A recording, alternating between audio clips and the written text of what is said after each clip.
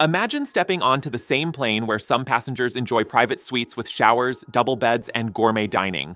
While just a few rows back, others are crammed into the tightest economy seats Boeing has ever built. This is the paradox of the Boeing 777X, the aircraft hailed as both the most luxurious and the most uncomfortable jet in the skies. Designed to impress billionaires and frustrate budget travelers, the 777X has earned a reputation as the world's most unequal jet. But how did Boeing's flagship project turn into such a symbol of aviation inequality? Let's find out.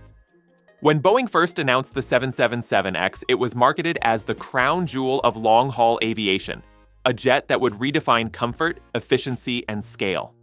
The 777 family was already legendary, often referred to as the backbone of international travel, so the pressure to outdo Airbus's new A350 was immense. Boeing needed not just a competitor, but a statement aircraft that would remind the world of its dominance. The 777X was unveiled as the largest twin-engine passenger aircraft ever built, with seating capacity for over 400 passengers and a range that could connect virtually any two cities on Earth. The most iconic design feature? Its massive composite wings, stretching wider than any Boeing before it. To even fit into standard airport gates, engineers introduced folding wingtips, a feature previously reserved for military aircraft. This innovation alone signaled Boeing's ambition, a futuristic giant built for an evolving aviation landscape. But the project wasn't just about scale. Airlines, particularly in the Middle East, wanted an aircraft that could deliver extreme luxury while also maximizing economy seating. Emirates, Qatar Airways, and Etihad pushed for features that would allow them to compete not only with each other, but also with the most exclusive private jets in the world. Boeing responded with a platform versatile enough to house lavish first-class suites and ultra-tight economy rows under the same fuselage. From the beginning, critics raised concerns. Was Boeing overreaching by trying to satisfy two extremes at once? The A350 was already carving out a reputation for comfort and efficiency, while the 787 Dreamliner was winning praise for passenger-friendly innovations. The 777X, by contrast, seemed like a gamble. An aircraft that could become either a masterpiece or a cautionary tale. And yet, for Boeing, the stakes were too high to ignore. The company was facing rising competition, delays with other aircraft programs, and a need to prove it could still deliver cutting-edge engineering. The 777X became not just another jet, it became Boeing's bet on the future of long-haul travel. In many ways, the story of the 777X begins here. A bold idea born from ambition, shaped by competition, and fueled by the demands of airlines that wanted the best of both worlds. If there is one place where the Boeing 777X truly shines, it's in the world of first-class and business-class luxury. This aircraft was designed with elite passengers in mind, those willing to pay tens of thousands of dollars for comfort, privacy, and prestige at 35,000 feet. For airlines in the Middle East, the 777X became the perfect canvas to showcase their ambition to dominate premium travel. Take Emirates, for example. Known for pushing the boundaries of in-flight luxury, the airline envisioned the 777X as a flying palace. First-class cabins were designed as private suites, each with sliding doors, mood lighting, and even virtual windows for passengers seated away from the fuselage. Some suites were so spacious they rivaled hotel rooms, featuring lie-flat beds, personal minibars, and entertainment systems that made the journey feel less like a flight and more like a private retreat. Qatar Airways followed a similar path, turning the 777X into a showpiece for its acclaimed Q-Suite product. These business-class mini-suites allowed passengers to transform their seats into double beds or even small group cabins for families and business travelers. The flexibility and design were revolutionary, setting a new standard that competitors scrambled to imitate. Etihad also had ambitious plans, including the Residence, a 3-room private apartment in the sky, complete with a living area, bedroom, and shower. On the 777X, concepts like these could be expanded and refined, offering ultra-high net worth individuals the ability to travel as if they were on their own private jet. For airlines, this investment in luxury wasn't just about prestige, it was about profitability. While economy passengers make up the bulk of seats, it's premium class travelers who bring in the majority of revenue. A single first-class ticket on a 777X could cost as much as dozens of economy seats combined, making it easy to see why airlines focus so heavily on this side of the aircraft. What makes the 777X unique is the sheer scale of this luxury. Unlike smaller jets, where premium cabins are limited, the 777X offered vast space to create lounges, bars, and private zones. Passengers in these cabins would enjoy experiences that blurred the line between commercial air travel and private aviation. But while the front of the aircraft was designed to impress royalty, celebrities, and CEOs, the back told a very different story.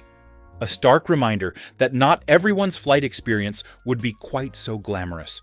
While the Boeing 777X dazzles in its first class and business class configurations, the story changes dramatically once you step into the economy cabin. This is where the aircraft earns its reputation as the most unequal jet. For ordinary travelers, the experience is far less glamorous, and in some cases, even more uncomfortable than older aircraft. The core issue lies in the seating layout.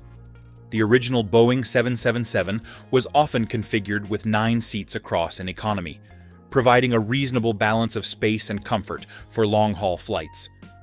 But with the 777X, most airlines have opted for 10 abreast seating, 10 passengers squeezed into each row.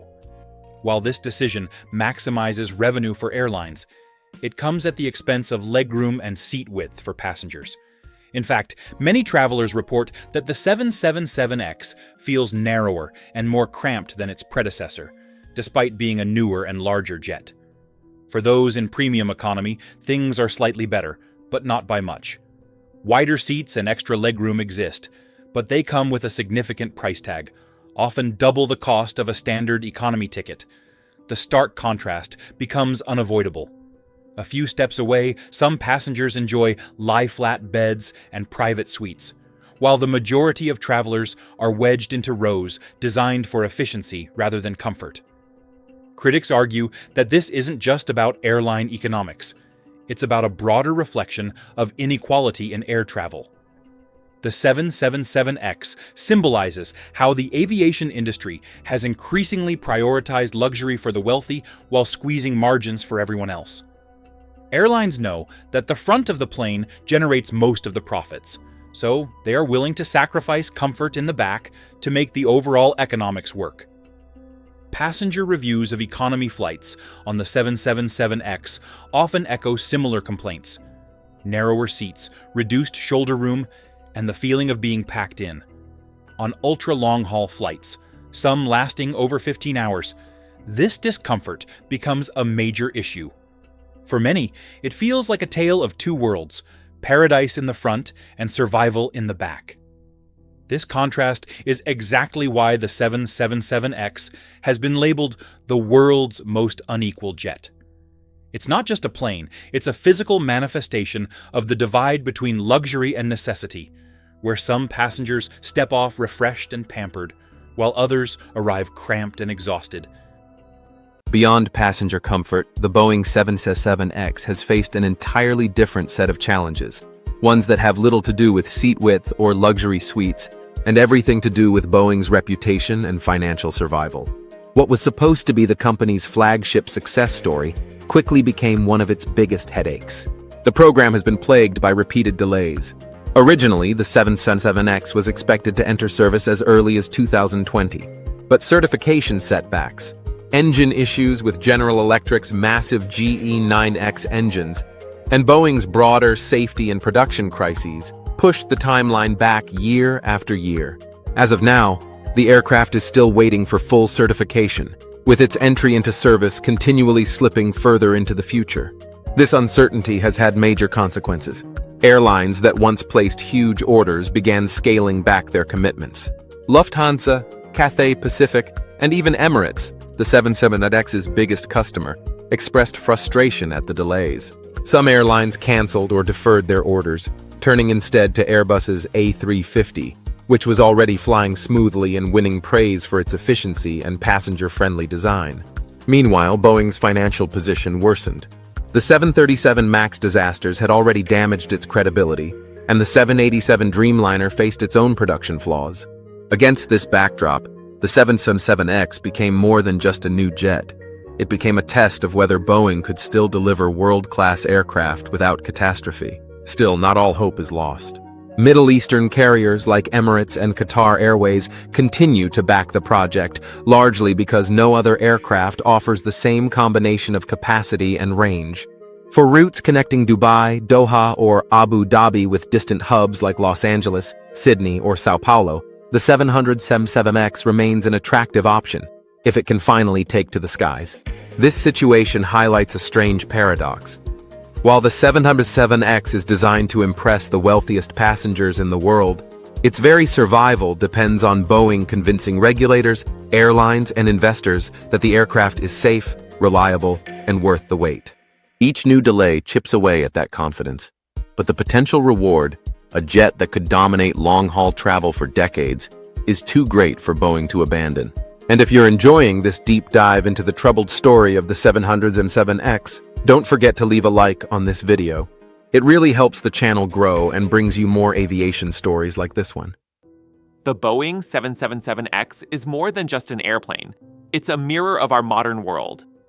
At the front, billionaires, royals, and business executives sip champagne in private suites with beds and showers. At the back, ordinary travelers squeeze into narrower seats than ever before, enduring some of the longest flights in history in conditions that often feel unbearable. Few aircraft capture this divide as clearly as the 777X, making it the world's most unequal jet. At the same time, the plane's troubled development highlights the fragile state of Boeing itself. Years of delays, shrinking order books, and stiff competition from Airbus have made the 777X both a gamble and a lifeline. If it succeeds, it could become the backbone of global travel for decades.